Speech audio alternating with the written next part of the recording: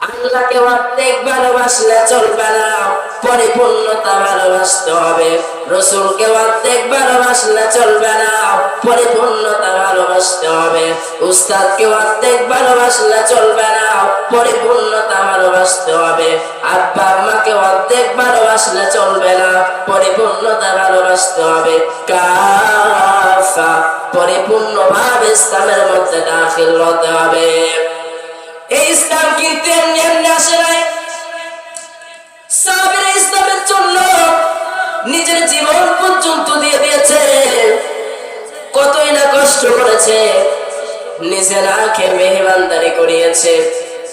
সাহাবীরা তাদের প্রয়োজন থাকার পরেও তারা অন্যের অগ্রাধিকার দিত, কিন্তু এখন এটা আমাদের মধ্যে পাওয়া যায় না।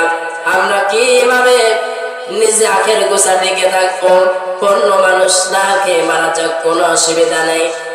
এর নাম ইসলাম না।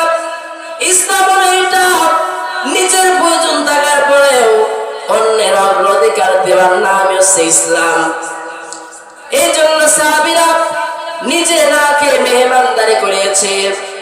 হযরত আবু তালহা সাহাবী তার জীবনেতে পড়েছিলাম, মসজিদে নববীর মধ্যে একজন গরীব সাহাবী এসে বলে, ইয়া রাসূলুল্লাহ, হে আল্লাহর হাবিব, আমি প্রায় 3 দিনের মতো কিছু খাবার খাই না। ইয়া রাসূলুল্লাহ, হে আল্লাহর হাবিব, আপনি যদি আমাকে কিছু দিতেন তাহলে খুব ভালো হতো। আল্লাহর নবী বললেন, আমার কিছু তেমন কিছু নেই।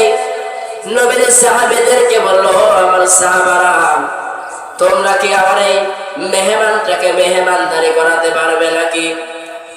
সাহাবীদের ভিতর আবু তালহা সাহাবীদের গেলেন, বলে, ইয়া রাসূলুল্লাহ, আমি আপনার মেহমানটাকে মেহমানদারি করাতে চাই। নবীজি বললেন, ঠিক আছে, নিয়ে যাও। হযরত আবু তালহা সাহাবী বাড়িতে নিয়ে গেলেন। স্ত্রীকে রেখে বলে, স্ত্রী, মেহমান নিয়ে এসেছে, মেহমানদারি করাও।